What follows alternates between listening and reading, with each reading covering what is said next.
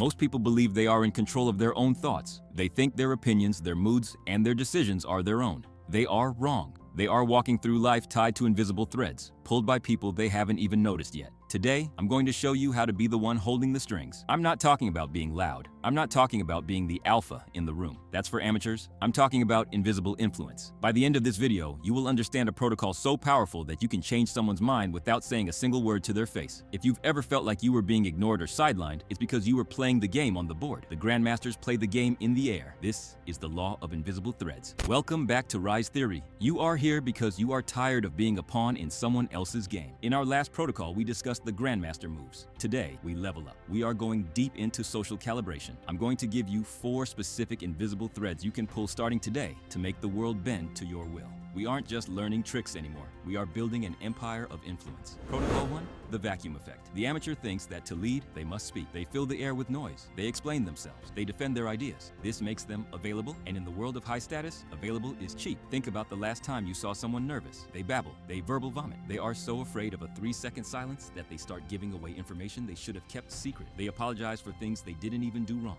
They lower their own value because they feel they have to earn the right to be in the space. The Grandmaster uses the vacuum effect. When someone asks you a question, or when a tense moment happens in a meeting, do not speak immediately. Wait 3 seconds longer than is comfortable. This creates a psychological vacuum. Humans hate empty space. Their brains will go into a panic to fill it. They will start talking. They will reveal their secrets. They will offer you better deals just to stop the silence. In a negotiation, silence is an act of aggression disguised as patience. If you make an offer and the other person says, "That's a bit high," do not defend the price. Look at them. Maintain a neutral, relaxed expression. Count to 5. In those 5 seconds, their brain is screaming. Why isn't he talking? Does he know something I don't? Is he about to walk away? Next time someone asks for your opinion on a project, look them in the eye, nod slowly, and count to 5 in your head. Watch how they start justifying their own work to you before you even say a word. You have pulled the first thread, certainty. Imagine you are in a job interview or a high-stakes meeting. They ask you a difficult question. Instead of jumping in to please them, lean back, look at the ceiling for a moment as if you are weighing 1,000 variables. Then, look back at them and say nothing.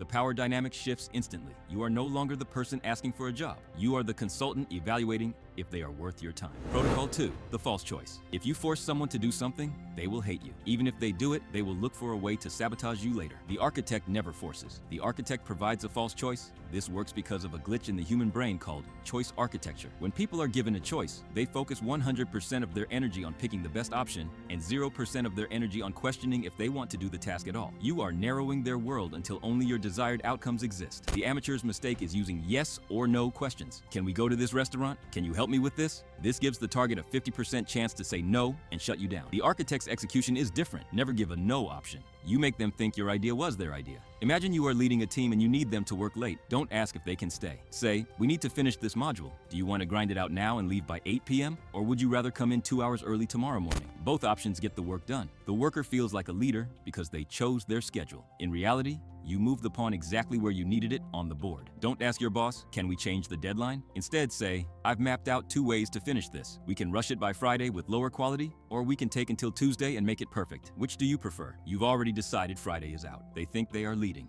You know they are following. Protocol 3, emotional anchoring. This is the dark side of the protocol. Most people are emotional mirrors. If you are angry, they get angry. If you are nervous, they get nervous. This is reactive behavior. The Grandmaster is an anchor. You decide the temperature of the room before you enter it. This is done through micro-triggers. This is essentially Pavlovian conditioning for humans. Your goal is to create a synaptic link between a physical stimulus and a psychological state. Think of a high-status figure you know. They likely have a tell, a specific way they hold their glass, or a way they tilt their head when they are about to say something important. They aren't doing it by accident. You decide the vibe through a specific way. You adjust your cuffs, a specific slow blink, or a specific tone of voice. You associate a physical action with a feeling. Over time, when you perform that action, the people around you will subconsciously feel that emotion. Every time you give someone a compliment or good news, touch your watch. Do this for a month. Eventually, when you are in a high-stress negotiation and you want them to feel safe or agreeable, just touch your watch. Their brain will fire the same reward chemicals it did during the compliments. You must be consistent. If you want to anchor submission,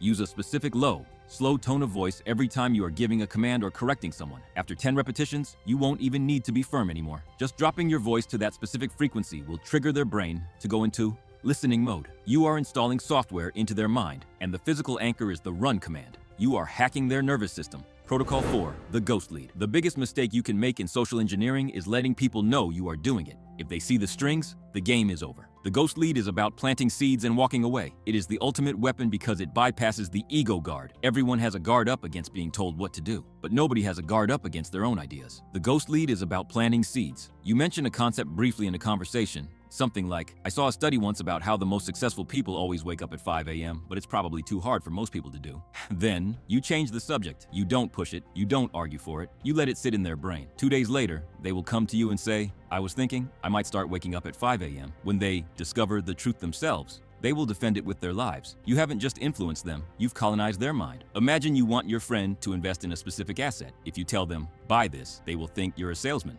Instead, let them overhear you on a phone call saying, I'm so glad I got in early on that, the upside is insane. Then hang up and don't mention it to them. When they ask you about it later, act like you don't really want to talk about it. Oh, it's just a private project, probably too risky for most people. Now they are chasing you. They are begging you for the information. You have successfully pulled the thread of scarcity. You didn't push them toward the goal. You made them run toward it because they were afraid of being left behind. That is the definition of a ghost lead, the level. Listen closely. This level of influence requires one thing, detachment. You cannot pull these threads if you care what people think of you. If you are seeking approval, you are the one being pulled. To be an architect, you must be willing to walk away from any table. The moment you stop needing the outcome, you become the most powerful person in the room. This is the core of the Rise Theory philosophy. We don't play to fit in, we play to build. The call to action. You have the protocols. Most of you will watch this, feel smart for 10 minutes, and go back to being a pawn. You will go back to reacting, back to hoping people like you, back to being predictable. But a few of you, the architects, will take one of these threads and pull it tomorrow. If you are one of them, I want you to comment, I see the strings below.